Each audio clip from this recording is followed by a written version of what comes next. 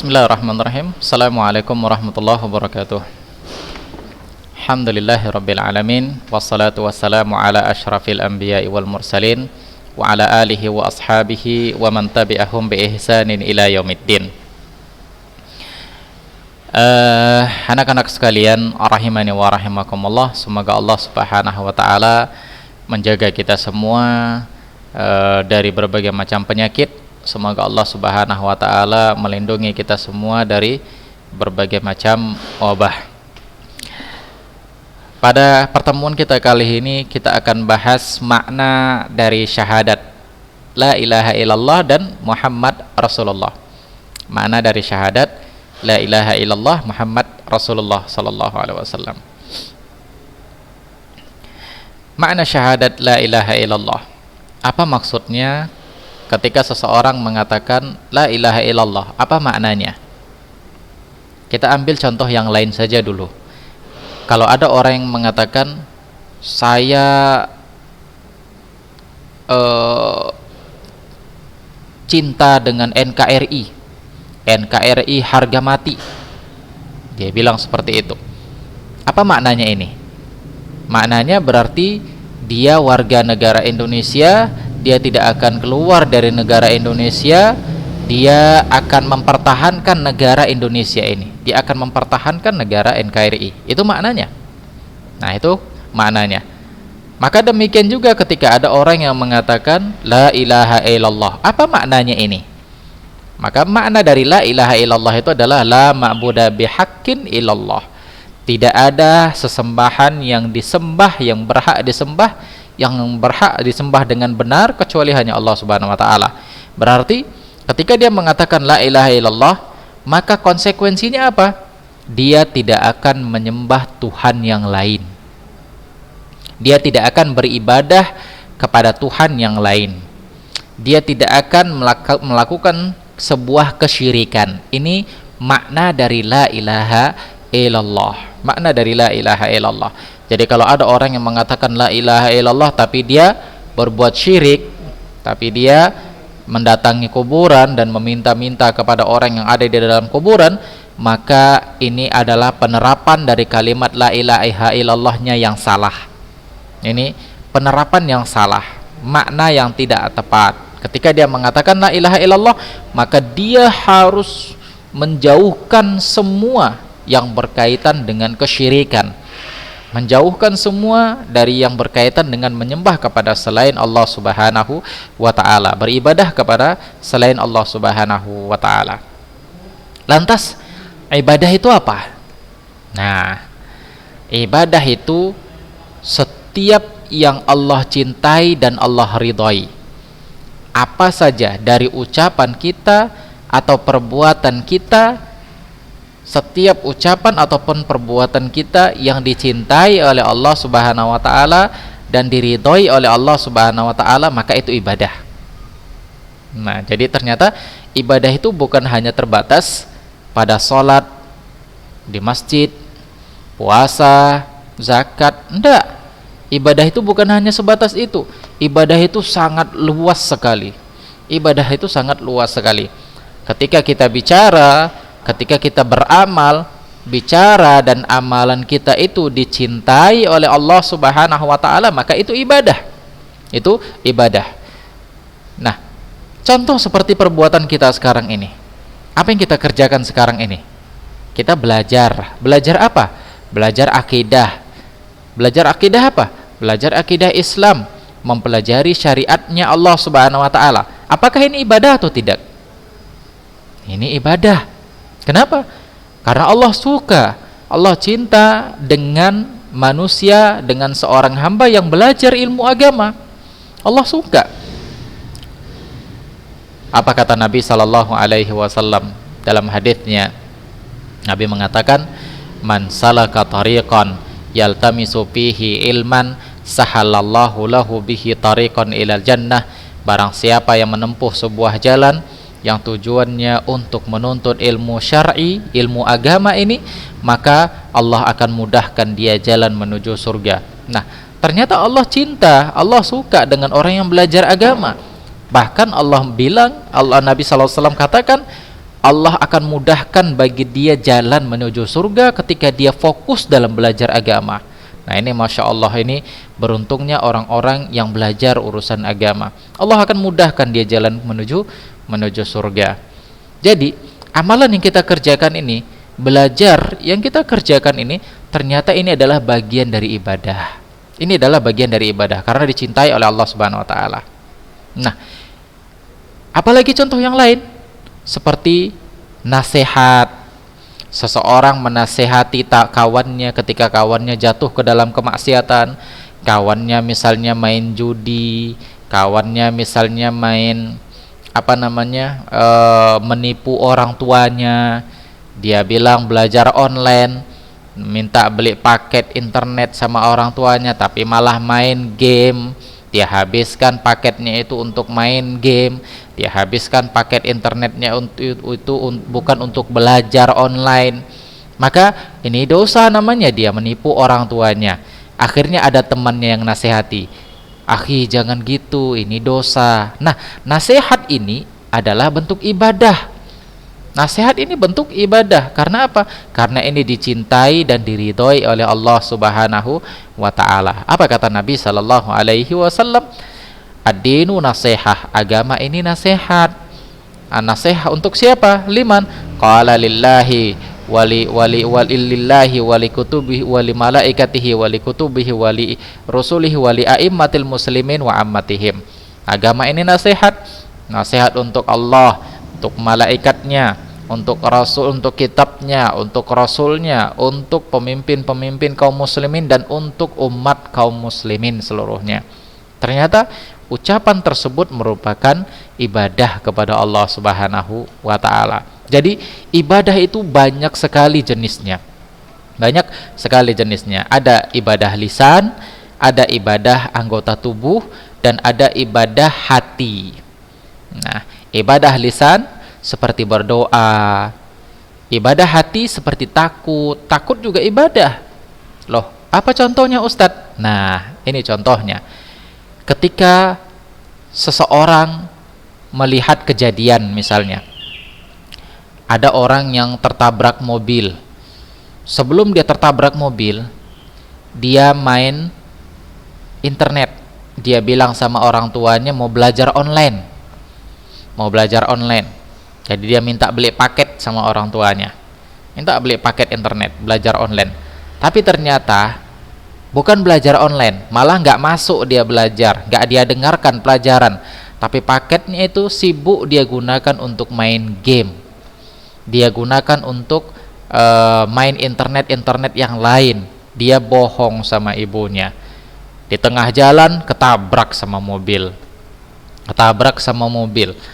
Kemudian dilihat oleh orang lain, dan si orang lain ini merasa takut. Ya Allah, kalau seandainya aku dalam kondisi kayak gitu, aku bohong sama orang tua, tiba-tiba ketabrak mobil terus meninggal, apa yang aku katakan nanti sama Allah Subhanahu wa taala?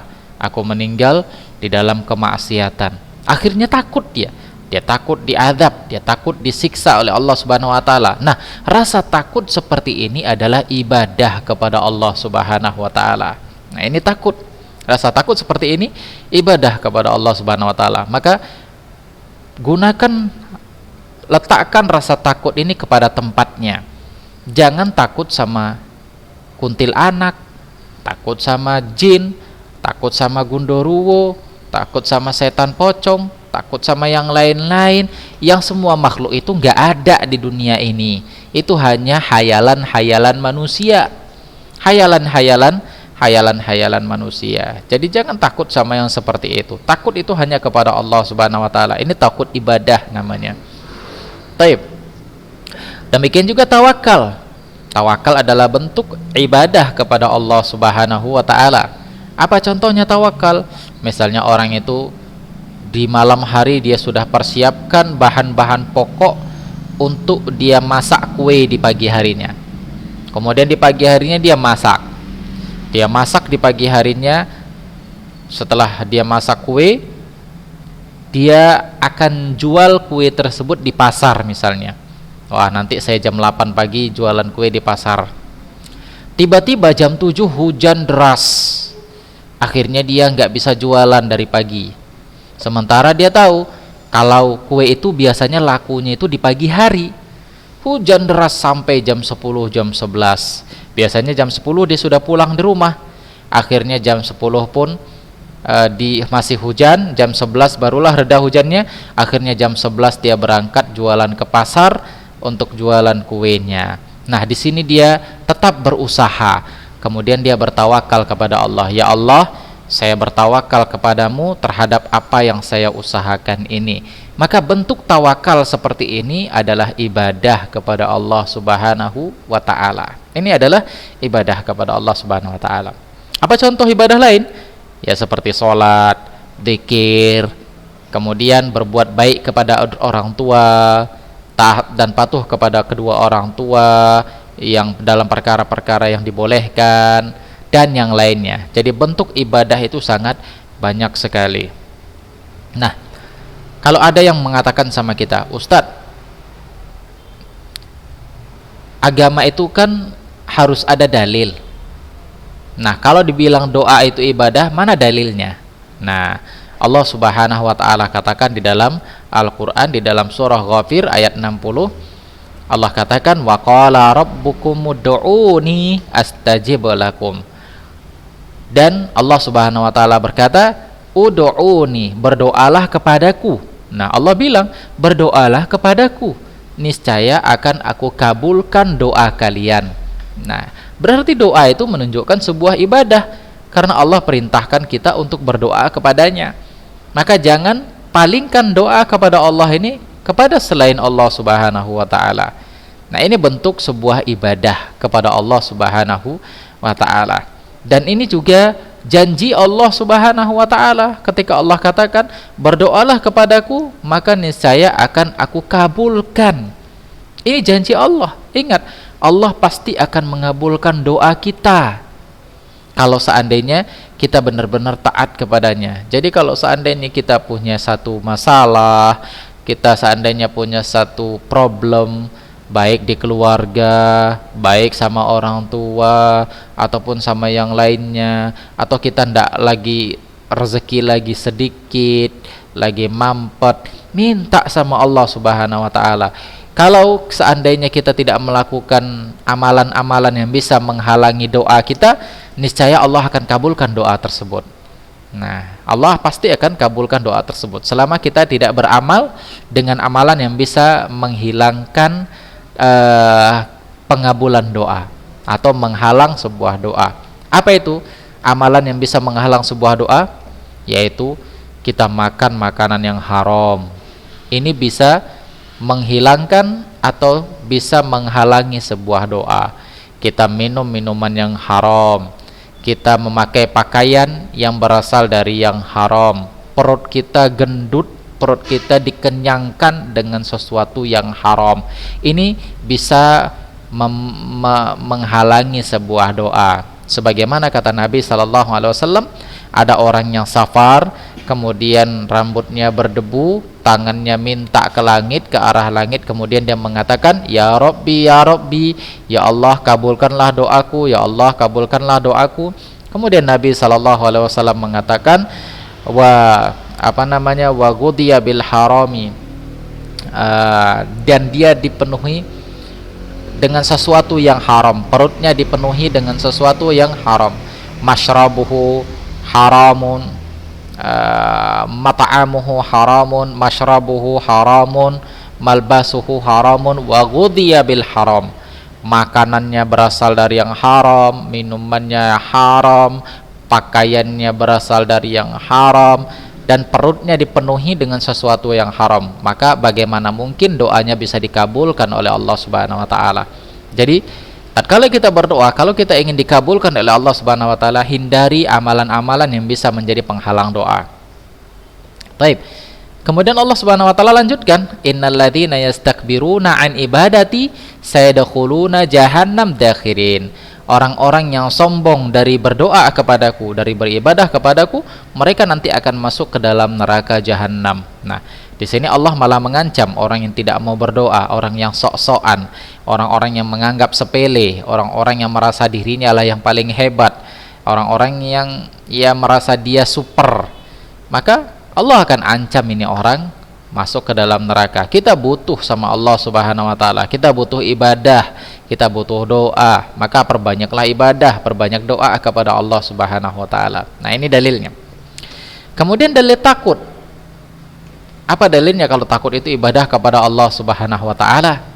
Nah, dalilnya adalah firman Allah Subhanahu wa taala di dalam surah Ali Imran ayat 175. Allah Subhanahu wa taala mengatakan, "Fala takhafuhum wa khafuni in kuntum mu'minin."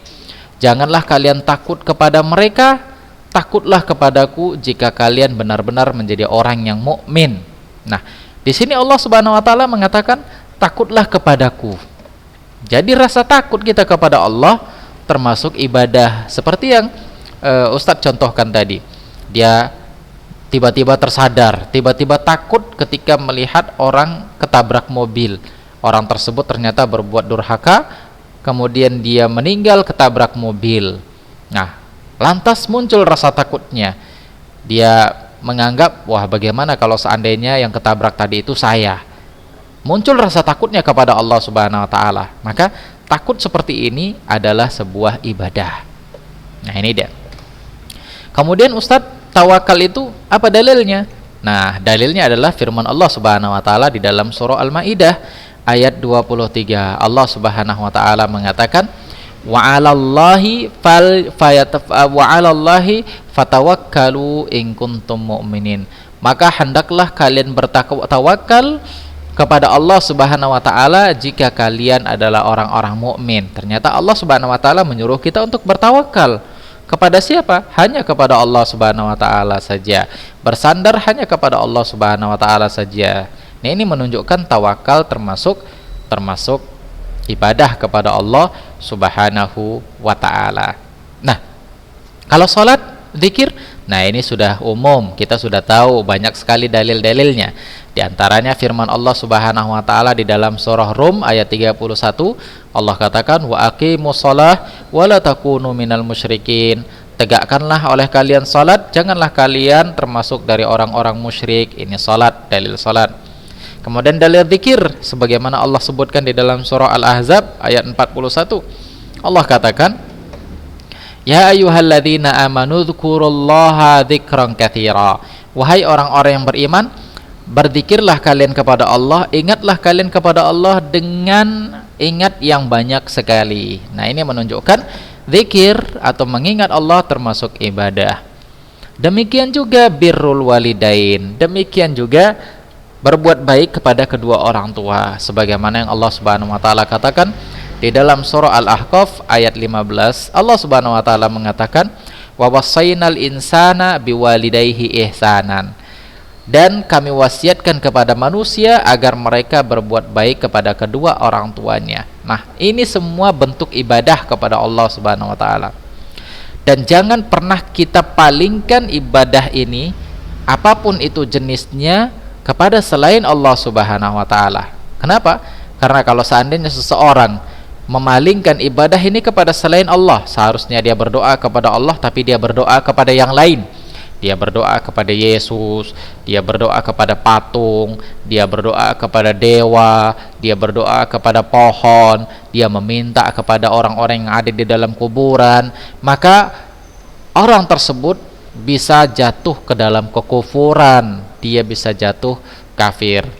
Nah, karena Allah Subhanahu wa taala mengatakan di dalam Al-Qur'an, wa may yad'u ma'allahi ilahan akhar la burhana lahu bihi fa inna ma hisabuhu inda rabbih innahu la yuflihul kafirun. Allah katakan, siapa yang berdoa kepada selain Allah, dia berdoa kepada Allah, dan bersama Allah tersebut dia berdoa kepada selain Allah.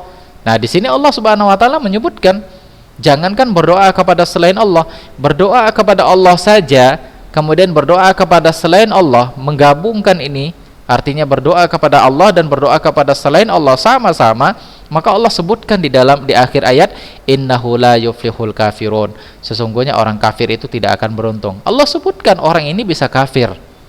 Bagaimana lagi kalau kita berdoa hanya kepada selain Allah Subhanahu wa taala?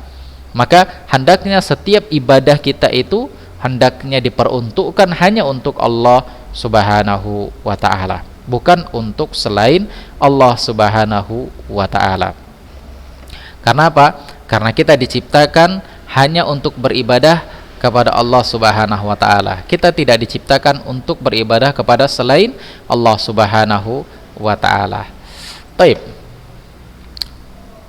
Apa dalilnya kalau kita itu diciptakan oleh Allah Subhanahu wa taala untuk beribadah? Firman Allah Subhanahu wa taala di dalam surah Adz-Dzariyat, Allah katakan ayat 56, "Wa ma khalaqtul jinna wal insa illa liya'budun." Tidaklah kita diciptakan tidaklah jin dan manusia diciptakan kecuali hanya untuk beribadah. Nah, oleh karena itu, siapa saja di antara kita yang benar-benar beribadah kepada Allah Subhanahu wa taala, benar-benar beribadah kepada Allah Subhanahu wa taala, maka dia pasti akan mendapatkan kebahagiaan yang besar. Dia pasti akan mendapatkan kehidupan yang baik. Sebagaimana yang Allah katakan di dalam surah An-Nahl ayat 97, Allah katakan, "Man amila salihan min dzakarin aw untha wa huwa mu'min falnuhyiyannahu hayatan thayyibah." Barang siapa yang beramal saleh, yaitu beribadah kepada Allah Subhanahu wa taala dengan baik dari kalangan laki-laki dan perempuan, maka kami akan beri dia kehidupan yang baik. Nah, ini janji Allah Subhanahu wa taala. Baik. Ini makna dari la ilaha illallah. Sekarang makna syahadat Muhammad Rasulullah sallallahu alaihi wasallam. Apa maknanya ketika orang itu mengatakan asyhadu anna Muhammadar Rasulullah? Maknanya tasdiqu fima akhbar, ta'atuhu fima amar, ijtinabu ma'anhu naha wa zajar, wa alla yu'badullahu illa bima syara'a. Ini maknanya. Ketika dia mengatakan aku bersaksi Muhammad adalah Rasulullah, maka dia harus membenarkan apa saja yang datang dari Nabi sallallahu alaihi wasallam, dari ucapan-ucapan Nabi sallallahu alaihi wasallam, dari hadis-hadis Nabi sallallahu alaihi wasallam. Dia harus benarkan berita-berita yang disampaikan oleh Nabi. Kemudian dia harus mentaati apa saja yang diperintahkan oleh Nabi sallallahu alaihi wasallam. Dia harus meninggalkan apa yang dilarang oleh Nabi sallallahu alaihi wasallam. Dan dia harus beribadah kepada Allah dengan syariat yang dibawa oleh Nabi sallallahu alaihi wasallam. Nah, inilah makna dari Muhammad Rasulullah sallallahu alaihi wasallam. Jadi kalau ada orang yang dia mengingkari hadis Nabi sallallahu alaihi wasallam, maka hakikatnya dia tidak bersyahadat kepada Nabi Muhammad sallallahu alaihi wasallam. Dia tidak bersyahadat.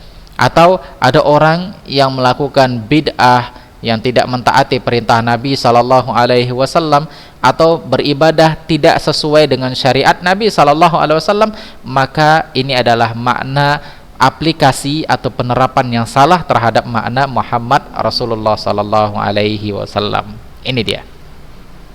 Siapa Nabi Muhammad sallallahu alaihi wasallam? Kita sudah pernah bahas. Sedikit lagi kita ulang kisahnya Nabi Muhammad sallallahu alaihi wasallam. Nabi Muhammad itu adalah Muhammad bin Abdullah bin Abdul Muttalib Al-Hashimi. Beliau berasal dari Bani Hashim dan beliau berasal dari suku Quraisy, dan nasab beliau adalah nasab orang Arab yang paling afdol, yang paling utama, paling terbaik. Ini adalah nasab Nabi sallallahu alaihi wasallam. Beliau diutus oleh Allah Subhanahu wa taala untuk seluruh manusia. Jadi bukan hanya untuk orang Islam saja. Nabi Muhammad itu diutus oleh Allah untuk seluruh manusia agar mentaatinya, agar semua manusia mentaatinya. Loh, apa dalilnya Ustaz? Dalilnya firman Allah Subhanahu wa taala di dalam surah Al-A'raf ayat 158. Allah katakan, "Qul ya ayyuhan nas, wahai manusia, inni rasulullahi ilaikum jami'an." Aku adalah Rasulullah untuk kalian semua. Nah, berarti ini menunjukkan Nabi Muhammad sallallahu alaihi wasallam itu adalah Nabi untuk semua umat, Nabi untuk semua manusia, baik orang Arab maupun yang bukan Arab, baik orang Saudi maupun orang Indonesia, maupun orang Amerika, maupun orang Cina dan yang lainnya. Jadi siapa saja yang mengingkari Nabi sallallahu alaihi wasallam, dia kufur. Nah, Nabi sallallahu alaihi wasallam ini hidup di kota Makkah. Beliau lahir di kota Makkah dan beliau berdakwah di kota Makkah selama 13 tahun. Dakwah beliau itu adalah dakwah tauhid, yaitu la ilaha illallah. Kenapa?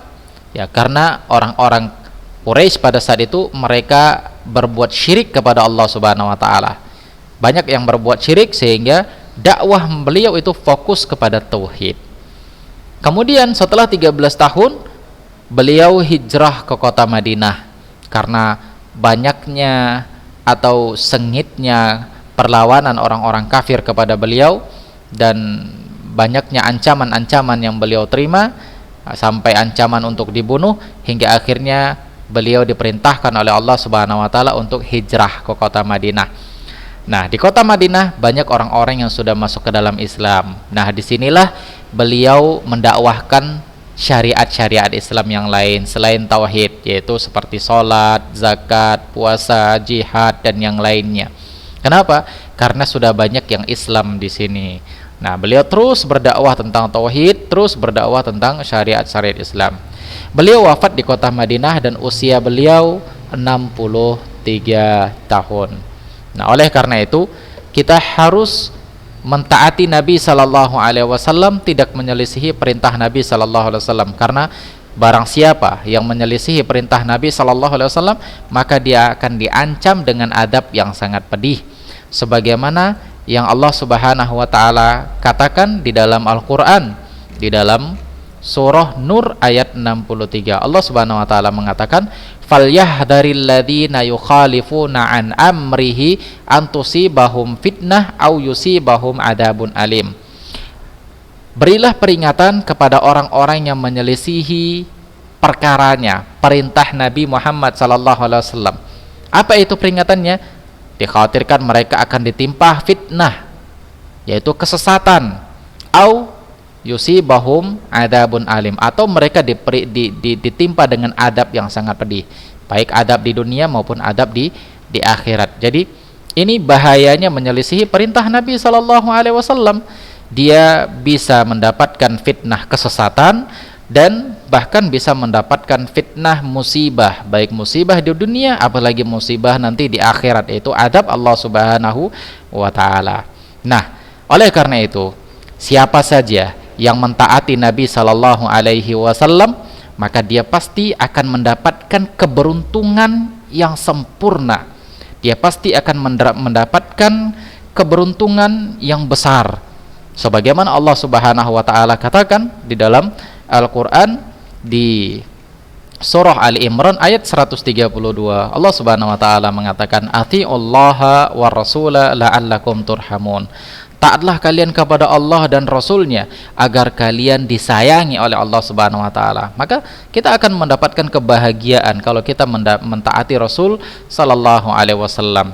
Kita juga akan mendapatkan petunjuk dari Allah kalau kita mentaati Rasul sallallahu alaihi wasallam. Dan ini sebagaimana juga dikatakan oleh Nabi sallallahu alaihi Allah Subhanahu wa taala di dalam surah Nur ayat 54. Allah katakan, wa ati'u tahtadu, dan jika kalian wa antuti'u tahtadu, jika kalian taat kepada Nabi sallallahu alaihi wasallam maka kalian pasti akan mendapatkan hidayah oleh Allah Subhanahu wa taala. Nah, ini dia. Oleh karena itu, anak-anak sekalian, rahimani wa rahimakumullah, bahwa makna dari la ilaha illallah yaitu mengibadahi hanya Allah Subhanahu wa taala semata, tidak beribadah kepada selain Allah.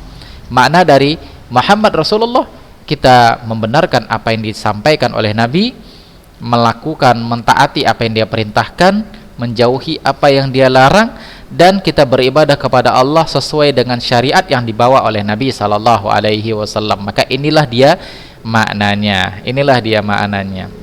Taib, mungkin hanya sampai di sini pelajaran kita.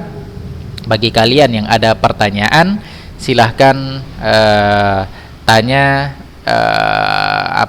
kirim WA ke nomor pribadi saya. Jangan lupa, ingat, jangan lupa tulis dulu namanya duluan dan kelas berapa agar saya tahu ini adalah murid Ustadz, sehingga bisa Ustadz jawab ketika pelajaran.